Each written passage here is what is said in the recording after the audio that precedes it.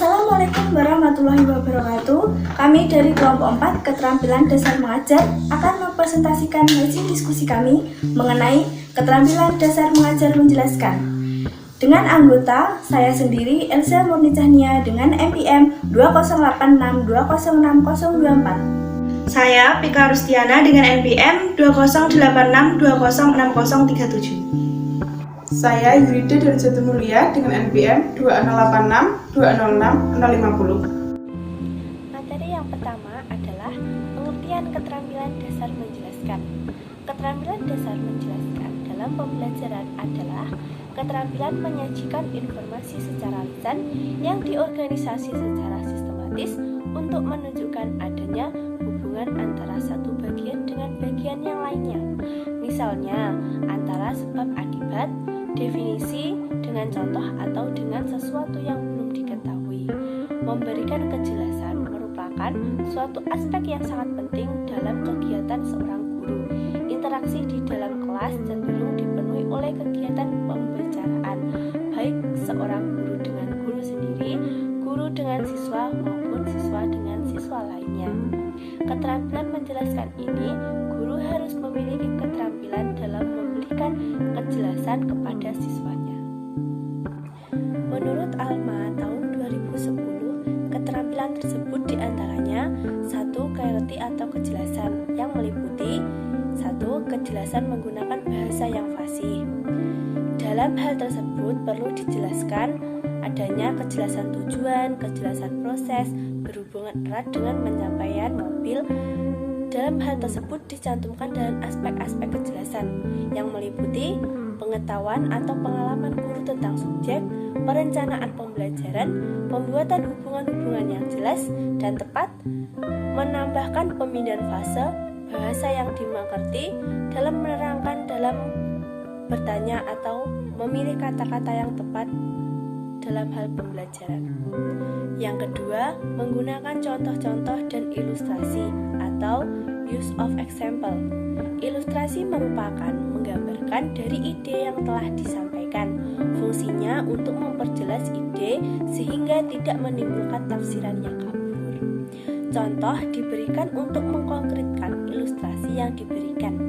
Fungsinya untuk menghindari terjadi verbalisme atau untuk perlu itu diperhatikan kesederhanaan, jelas dan konkret, selaras dengan tingkat pengalaman, dan kalau mungkin faktual atau berdasarkan kenyataan. Yang ketiga, empasis atau penekanan.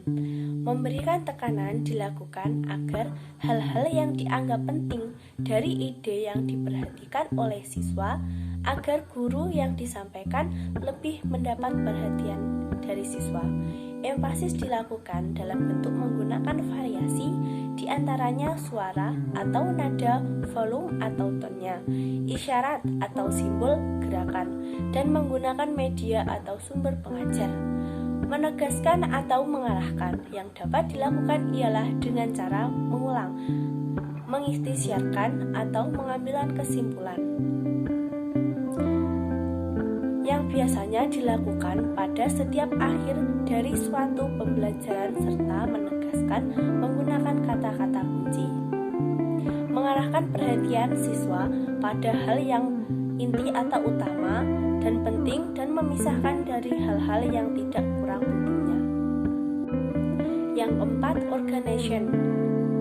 Bahan yang akan dijelaskan harus diorganisasi sedemikian rupa sehingga sistematika mudah diikuti dan dilogika oleh siswa. Aturan menggunakan waktu, jangan pada permulaan pembelajaran terlalu lambat, melatur dan kesana kesini, dan pada saat akhir jam pelajaran seperti keburu-buru menyesuaikan bahan pembelajaran. Yang kelima, feedback atau umpan balik. Tujuannya sebagai evaluasi sederhana, menghindari aktivitas monolog guru, memberikan kesempatan pada siswa untuk mengemukakan pemahaman, pendapat, dan pengertian mereka, menampakkan keraguan-raguan dan kebingungan siswa, menyampaikan minat mereka, dan menampakkan sikap mereka. Baik, selanjutnya mengenai tujuan keterampilan menjelaskan. Adapun tujuan keterampilan menjelaskan meliputi membimbing murid memahami materi yang dipelajari. Yang kedua, melibatkan murid untuk berpikir dan memecahkan masalah. Yang ketiga, memberikan balikan pada murid mengenai tingkat pemahamannya. Yang keempat, membimbing murid untuk menghayati dan mendapat proses penalaran serta menggunakan bukti-bukti dalam pemecahan masalah. Yang terakhir, mendorong siswa untuk mendapatkan dan memahami hukum, dalil, dan prinsip-prinsip umum secara objektif dan bernalar. Selanjutnya mengenai komponen-komponen dari keterampilan menjelaskan. Keterampilan menjelaskan terdapat komponen-komponen yang harus diperhatikan yang meliputi komponen merencanakan. Nah, di dalam komponen merencanakan ini ada isi, ada penerima pesan, dan selanjutnya yang kedua ada komponen penyajian yang meliputi kejelasan, penggunaan contoh ilustrasi, dan pemberian tekanan. Selain itu juga menggunakan penggunaan balikan. Prinsip-prinsip keterampilan menjelaskan. Adapun prinsip-prinsip dari keterampilan menjelaskan menurut SAUT pada tahun 2012 adalah yang pertama, penjelasan dapat diberikan di awal, di tengah, ataupun di akhir pelajaran. Yang kedua, pembelajaran harus relevan dengan tujuan pembelajaran. Yang ketiga, guru dapat memberikan penjelasan apabila ada pertanyaan dari siswa yang direncanakan oleh guru sebelumnya. Keempat, materi penjelasan harus bermakna. Dan yang terakhir, penjelasan harus sesuai dengan kemampuan dan karakteristik siswa. Oke, materi selanjutnya yaitu tahap-tahap keterampilan menjelaskan. Yang pertama, menyampaikan informasi. Secara sederhana, menyampaikan informasi adalah memberitahu. Dalam konteks pembelajaran, menyampaikan informasi adalah memberitahu peserta didik tentang definisi-definisi atau pengertian-pengertian dasar tentang materi pembelajaran. Yang kedua yaitu menerangkan. Pada tahap ini, guru menguraikan istilah-istilah asing yang belum dikenal peserta didik. Yang ketiga yaitu menjelaskan. Langkah inti adalah penjelasan. Penjelasan dimaksudkan untuk menunjukkan mengapa, bagaimana, dan untuk apa. Pola penjelasan ini berupaya untuk membuktikan hubungan antara dua hal atau lebih yang saling mempengaruhi, bahkan menunjukkan sebab akibat. Yang keempat yaitu pemberian contoh. Untuk menyampaikan pemahaman peserta didik terhadap materi yang telah dijelaskan, berilah contoh yang konkret secara nyata. Yang kelima yaitu latihan. Langkah terakhir di dalam penjelasan adalah latihan. Latihan peserta didik dengan mencari hubungan sebab akibat pada fenomena atau peristiwa lain. Yang selanjutnya yaitu kelebihan keterampilan menjelaskan. Yang pertama, lebih mudah dalam mengembangkan kemampuan siswa dalam menemukan, mengorganisasikan, dan menilai informasi yang diterima. Yang kedua, lebih mudah dalam memancing meningkatkan kemampuan siswa dalam membentuk dan mengungkapkan pertanyaan-pertanyaan yang didasarkan atas informasi yang lengkap dan relevan. Yang ketiga, mendorong siswa untuk mengembangkan ide-ide dan mengemukakan ide-ide tersebut.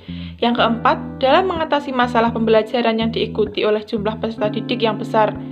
Yang kelima, merupakan cara yang lebih mudah saat guru akan memulai mengenalkan materi. Dan yang keenam yaitu dapat meningkatkan analisis guru terhadap teori yang sedang disampaikan oleh guru dan menjadi benar-benar lebih mengerti isi berita dengan analisa yang lebih mendalam. Dan materi yang terakhir yaitu kelemahan keterampilan menjelaskan. Yang pertama, bila menjelaskan dilakukan terlalu lama, peserta didik cenderung menjadi karakteristik auditif atau mendengar dan akhirnya menjadi siswa yang pasif. Yang kedua, apabila selalu digunakan dan terlalu lama, maka perjalanan akan terkesan membosankan. Dan yang terakhir yaitu, bila menjelaskan dilakukan terlalu lama, kesempatan untuk berdiskusi menjadi terlalu sedikit bahkan habis untuk menjelaskan. Sekian presentasi dari kelompok kami. Bila ada salah kata, kami mohon maaf. Wassalamualaikum warahmatullahi wabarakatuh.